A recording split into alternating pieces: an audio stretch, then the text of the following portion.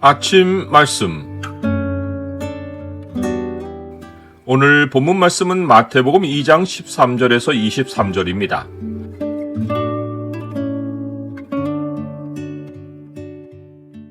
무섭고 위협적인 상황에서 주의 지시는 더 구체적이다.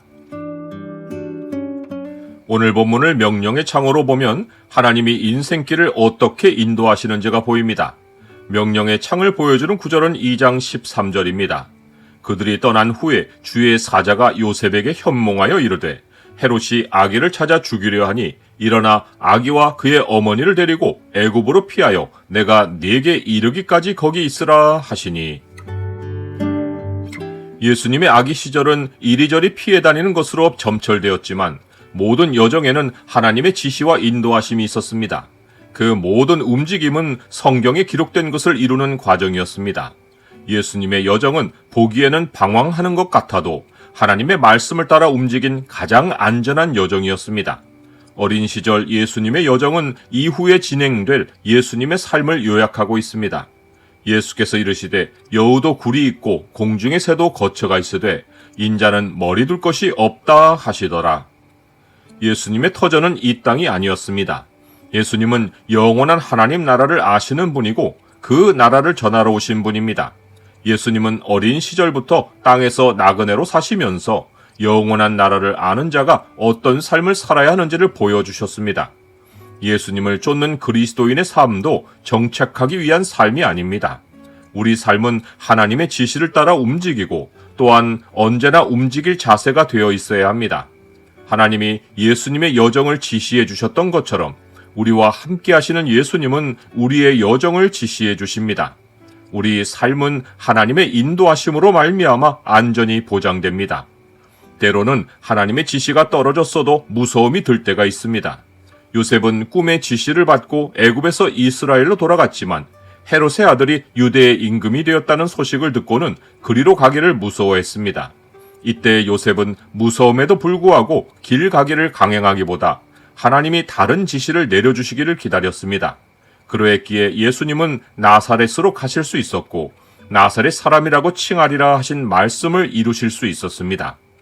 요셉은 무서운 가운데 하나님께 분명 기도했을 것입니다. 요셉은 하나님이 무서움의 하나님이 아니라 평강의 하나님이시란 사실을 확신하고 마음의 평강이 찾아들 때까지 하나님의 지시를 기다렸을 것입니다. 이러한 태도는 그리스도인에게 굉장히 중요한 교훈을 가르칩니다. 요셉은 여정의 큰 청사진을 하나님께 받아서 마음에 간직하고 있었지만 움직이는 가운데 구체적으로 임하는 하나님의 지시를 기다릴 줄 아는 자였습니다. 하나님은 구체적으로 여정을 이끄시며 다양한 상황 가운데 요셉의 마음에 드는 무서움을 평강으로 바꾸어 가셨고 목적하시는 바까지 그를 이끄셨습니다. 우리에게도 하나님이 주시는 큰 비전이 있습니다. 그 비전은 한 번 임하고 끝나지 않습니다. 우리는 비전을 실현해가는 가운데 하나님의 세밀한 음성을 들을 수 있어야 합니다. 우리 마음에 두려움이 찾아든다면 무시하지 말아야 합니다. 우리는 나 자신이나 다른 형제의 믿음 없음을 질책하지 말아야 합니다. 오히려 그때마다 하나님으로부터 새 힘을 공급받아 항상 하나님의 평강이 진행을 주장하도록 해야 합니다. 쫓기는 듯한 예수님의 어린 시절의 여정은 죽음의 위협으로 가득했습니다. 베들레헴의 아기들은 실제로 죽임을 당했습니다. 아기들이 왜 죽어야 했는가 하는 질문을 던질 때 잊지 말아야 할 사실이 있습니다.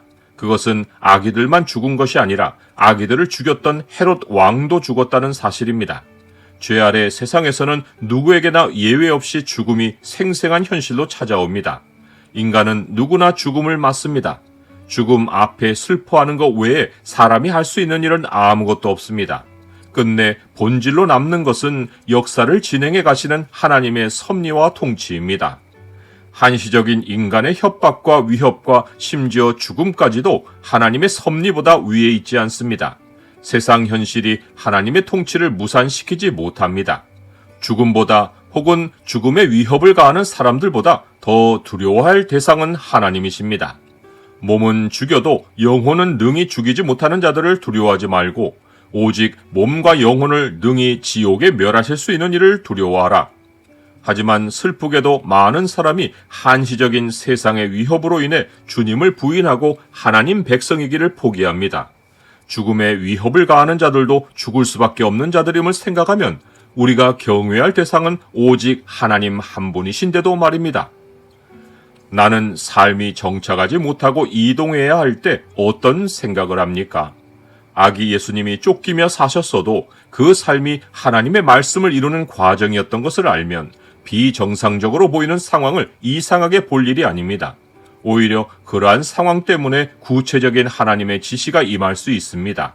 동시에 그 안에서 우리는 하나님의 약속만을 믿고 말씀이 이루어가는 삶을 경험할 수 있습니다. 우리는 삶의 모든 상황이 하나님의 뜻을 이루는 과정임을 기억해야 합니다. 모든 결론은 하나님이 맺으십니다. 우리가 알거니와 하나님을 사랑하는 자, 곧 그의 뜻대로 부르심을 입은 자들에게는 모든 것이 합력하여 선을 이루느니라.